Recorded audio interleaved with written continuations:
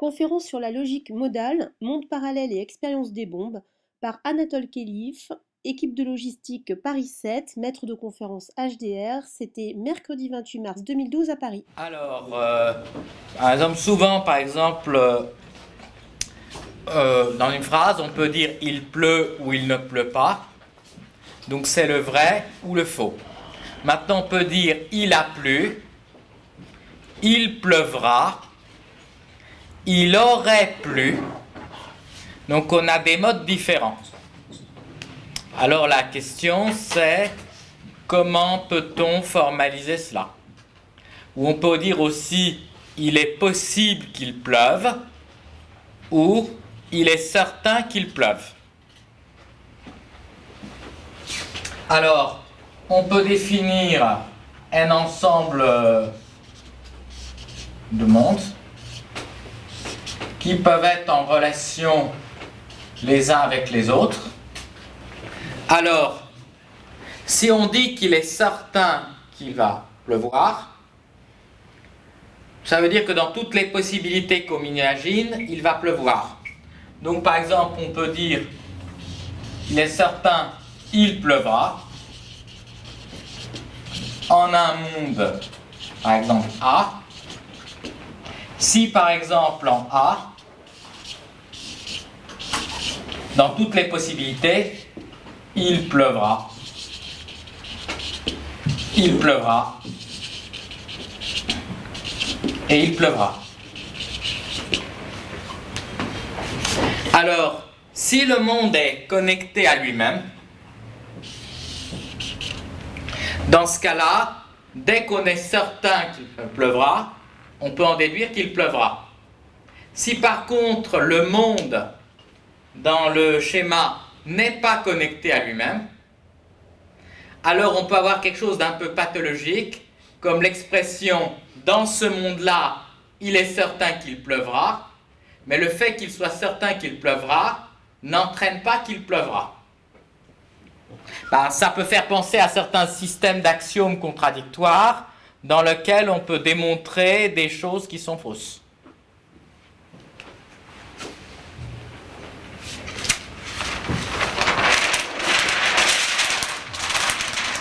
Donc en fait, on a E, ensemble de mondes.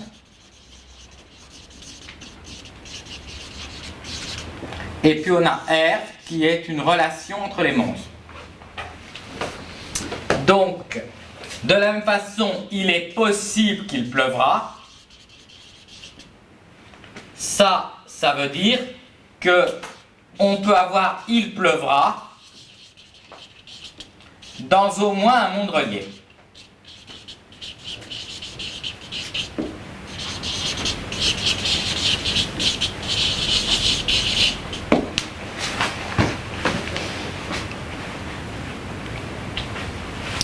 Alors la question qui va se poser, est-ce que tout ce qui est certain est possible? Bon, ça c'est une question qu'on peut poser.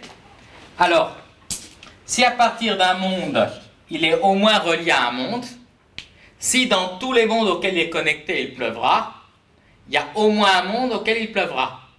Par contre, si un monde n'est connecté à rien, dans ce cas-là, tout sera certain et rien ne sera possible. Donc on a un peu des mondes pathologiques.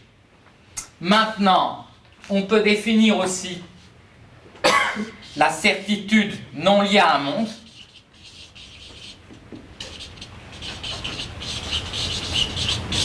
Que quelque chose est certain si c'était lié à tous les mondes.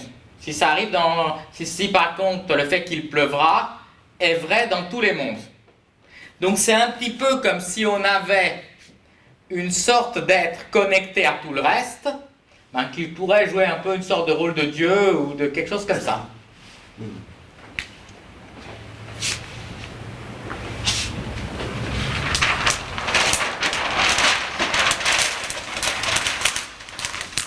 Alors, cas intéressant,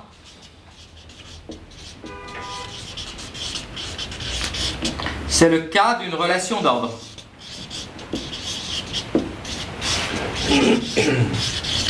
Dans ce cas-là,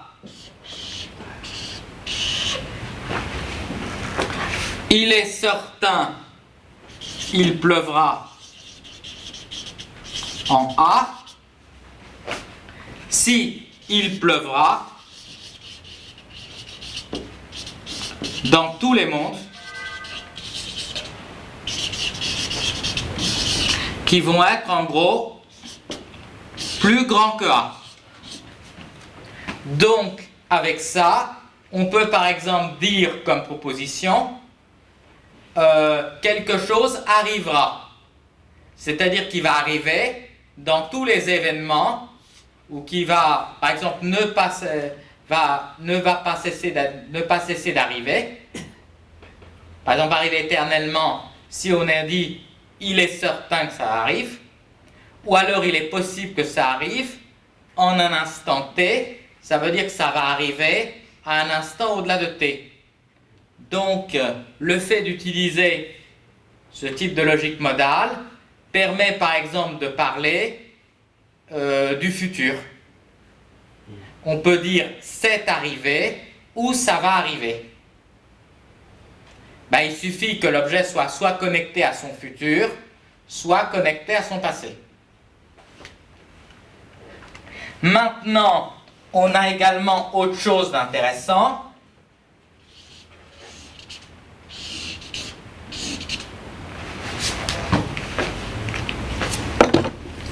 Là, on a bleu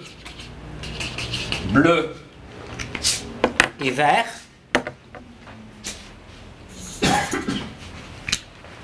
Et après, on a rouge. Donc, qu'est-ce que l'on peut dire? On peut dire que dans tous les mondes auxquels on va connecter, il est certain que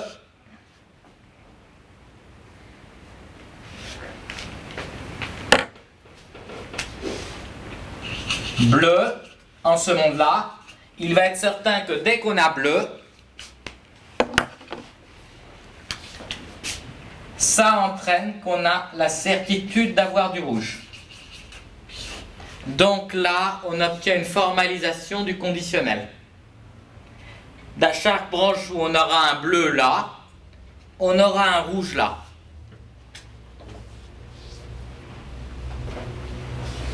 Donc, on a le conditionnel.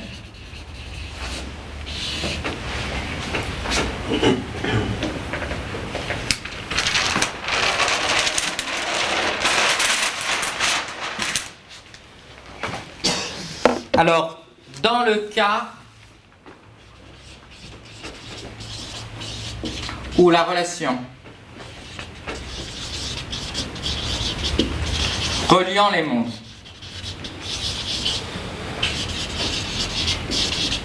est un ordre partiel,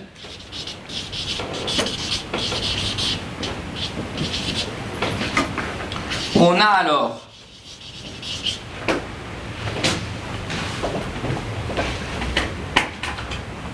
une définition de proposition vraie à partir d'un monde.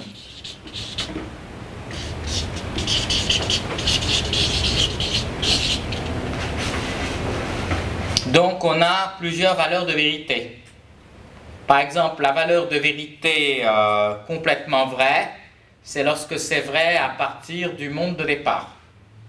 Lorsque c'est vrai à partir d'un monde, plus c'est vrai à partir d'un monde qui est loin, et plus on s'approche du faux. Donc on admet une logique, et c'est ce qu'on appelle la logique intuitionniste.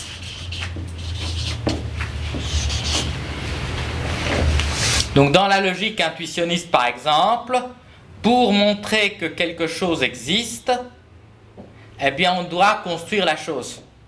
Contrairement à une logique du tiers exclu, où on n'a que deux valeurs de vérité, et dans une logique à deux valeurs de vérité, on peut parfois montrer que quelque chose existe sans forcément trouver la chose.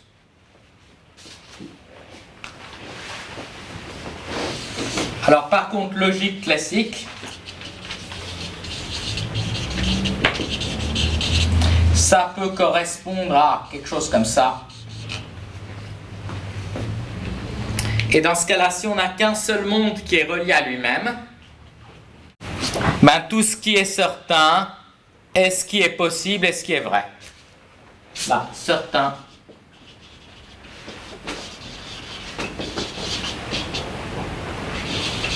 Vrai.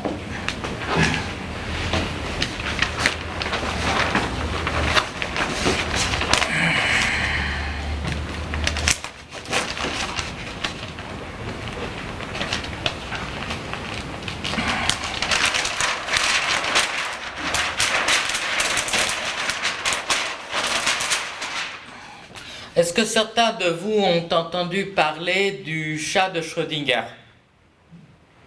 Alors c'est un chat qui est dans une superposition d'états morts et vivants, parce qu'on a un dispositif quantique qui va actionner un poison qu'on va inoculer au chat. Donc comme le dispositif est quantique et qu'on a affaire à une superposition d'ondes, on ne sait pas si le chat est vivant ou mort. Donc une des tentatives d'essayer de sortir de ce paradoxe, c'est par exemple la théorie des univers parallèles d'Everett, enfin des univers multiples. Par exemple, on va dire qu'il y aura un monde où j'écrirai par exemple avec un stylo rouge et un autre monde où je vais écrire avec un stylo bleu. Ben, ça va se représenter en logique modale par des mondes avec une structure d'arbre.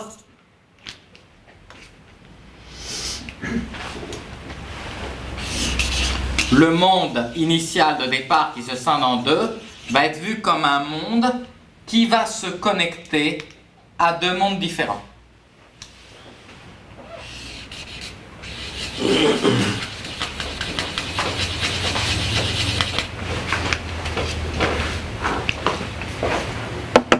Donc ça va donner là un monde bleu et là un monde rouge.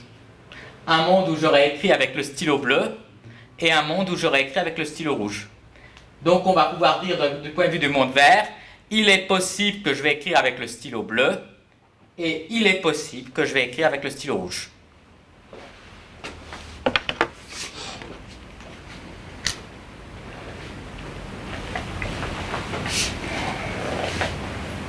Alors maintenant, la question qu'on peut poser, c'est qu'on a des formules, par exemple, A et B, par exemple, A ou B,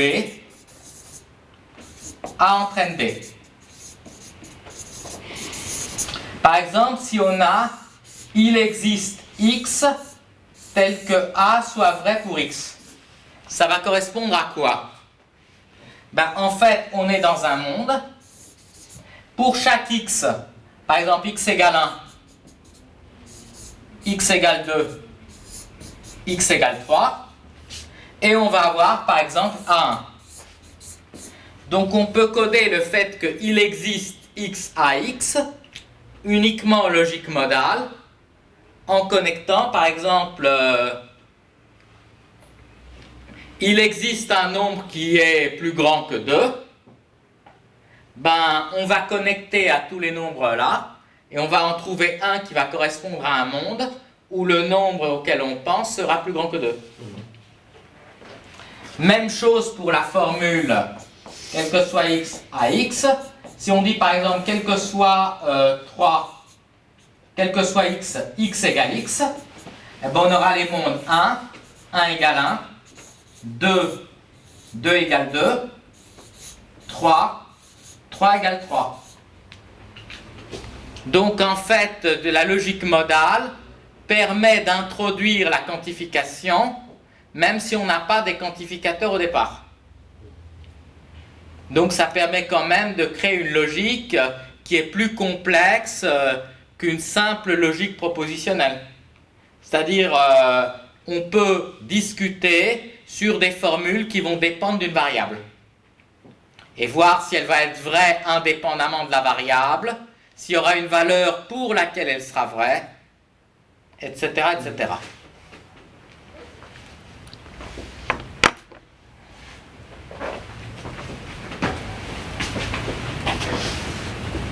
Alors là, une question qui va se poser, est-ce que par exemple dans l'étude de la réalité physique, est-ce qu'on va avoir, est-ce que la logique modale va jouer un rôle?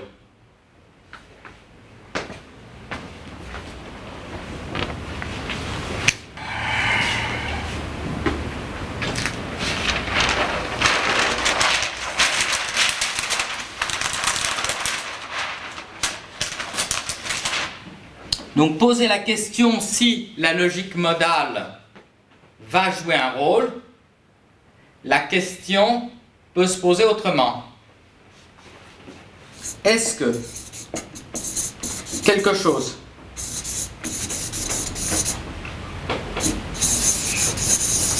qui pourrait arriver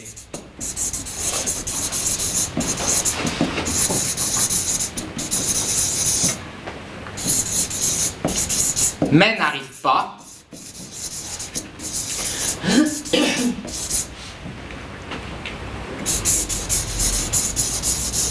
pourrait avoir un effet réel.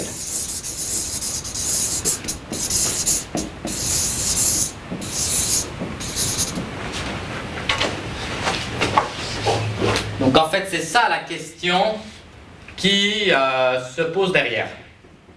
Alors, c'est ce qu'on appelle un peu du contrat factuel. Alors bon, je ne sais pas si ce genre de choses, par exemple en psychanalyse, est-ce qu'il y a un équivalent à ce genre de choses? Enfin,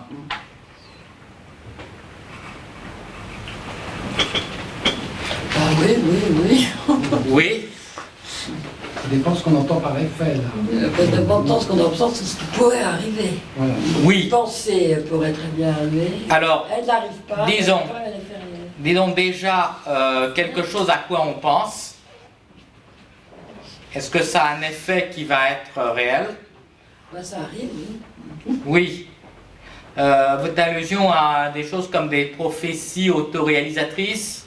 Par exemple, oui, ou même des vœux de mort. Hein. Oui. Le vœu suffit. Le vœu va suffire. Ou bien par exemple, quand on va... Avoir l'effet, pas forcément l'effet voilà. que le désir voulait. Hein, mais... Voilà, quand on va penser à quelque chose, ou bien qu'on va repenser, qu'on repense à quelque chose, ça peut aussi se modéliser du point de vue des mondes de Kripke. Donc la question par exemple, est-ce que l'inconscient où on n'a pas de notion de vrai ou de faux, puisque bon, d'après j'en sais pas grand chose, mais j'ai entendu dire que l'inconscient ignorait la contradiction, est-ce que ça peut être assimilable à plusieurs mondes auxquels notre monde conscient va être connecté? Bon, je ne sais pas si ce que je dis est absurde, mais bon.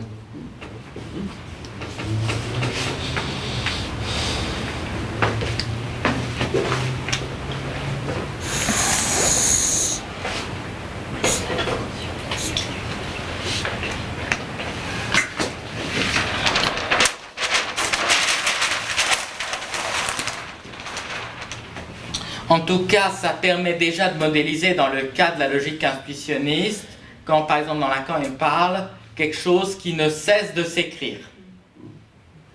On est déjà en fait, quand ça ne cesse de s'écrire, ça signifie qu'à partir d'un certain moment, ça va continuer. Donc au-delà d'un certain instant et d'un certain monde, dans tous les mondes auxquels c'est connecté, ça va continuer à s'écrire. Alors, il y a également un aspect physique. Alors, donc là, on a une source A. Voilà.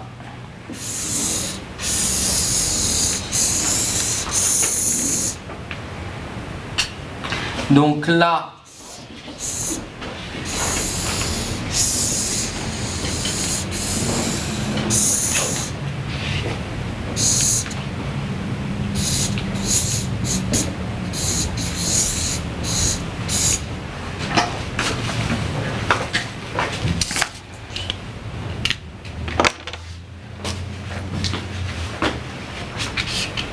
alors je vais mettre la légende.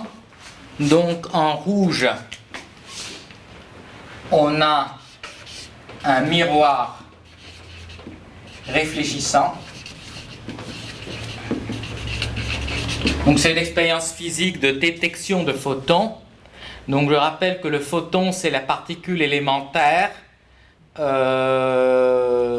qui correspond à la lumière. Et qui correspond aussi aux ondes électromagnétiques, vu qu'on a une dualité onde-corpuscule.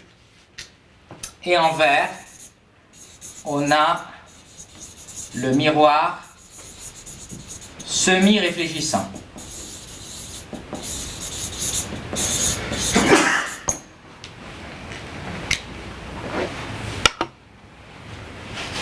Donc un photon va passer par le miroir semi-réfléchissant, et dans ce cas-là,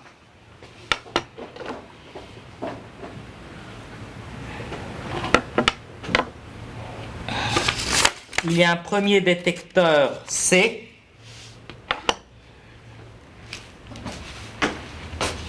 et E. Alors, ou bien il va être détecté par C, si jamais on a un photon. Ou alors, sinon, ça va être un peu comme dans l'expérience des fentes de Young, où on aura une superposition d'ondes qui va se répandre. Et dans ce cas-là, après, il aura une chance sur deux d'être détecté par ce détecteur-là, et une chance sur deux d'être détecté par l'autre détecteur. Mais pour qu'il ait une chance d'être détecté par le détecteur d'après, même en superposition, il faut qu'il ait la possibilité d'être détecté par le détecteur C. Donc, on a un phénomène de contrafactualité où le seul fait qu'un résultat d'expérience est possible va influer sur une autre expérience. Alors, c'est ce type d'expérience qui a été imaginé par Elidzur et Weidmann. Alors, voir Penrose dans Les ombres de l'esprit.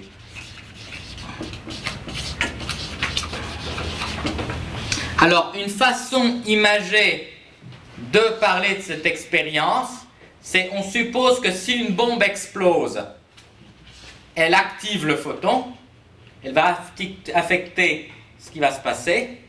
Et dans ce cas-là, le simple fait que la bombe aurait pu exploser va pouvoir être détecté.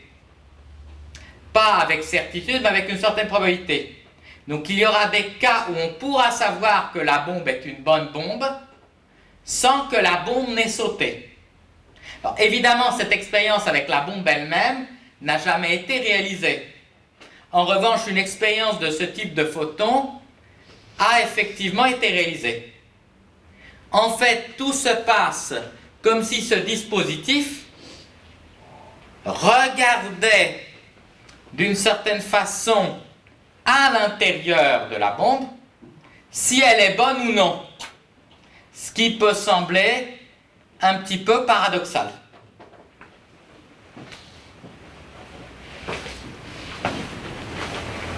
Bonne, c'est quand elle est détectée. Oui, elle est bonne si elle est détectée. Mais si elle est détectée en C, ça explose. Si elle est détectée ailleurs, elle n'explose pas. Mais on sait qu'elle aurait pu exploser. Évidemment, une bombe, c'est un objet macroscopique compliqué. Donc c'est une image. Mais en fait, l'expérience est faite sur des particules ou des systèmes beaucoup plus simples. En fait, ça correspond quoi au niveau des mondes de Kripke?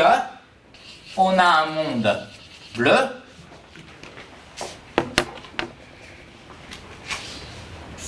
le monde vert et le monde rouge. Et donc en bleu, qu'est-ce que l'on a?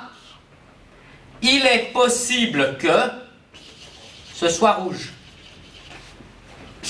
Au lieu de il est certain qu'il y a un carré, on a un losange qui indique il est possible que ce soit rouge.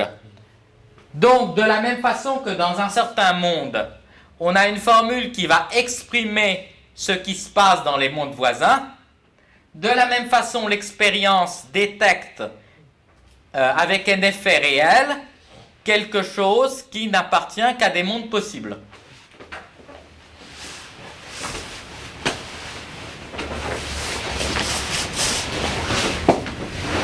Alors pour terminer l'exposé, je vais vous raconter un rêve que j'ai fait à ce sujet. Parce que comme vous êtes psychanalyste, je sais que vous aimez beaucoup les rêves, donc je vais vous en raconter un. Alors, je devais assister à un colloque en physique, dont le titre c'était les ondes espions, vu que ces ondes elles vont entrer dans la bombe voir si elle est bonne, sans avoir a priori un système de détection. Donc je suis à une conférence, il y a un vieux prof qui en parle. Et puis tout d'un coup je demande au vieux prof, est-ce que vous ne pensez pas que en fait les photons qui vont ramener l'information vont aller dans des mondes parallèles et ramener l'information? Tout d'un coup, le vieux prof se met à rajeunir. Et il me répond, parce que vous avez posé cette question, vous ne pourrez plus jamais revenir dans votre monde. Merci.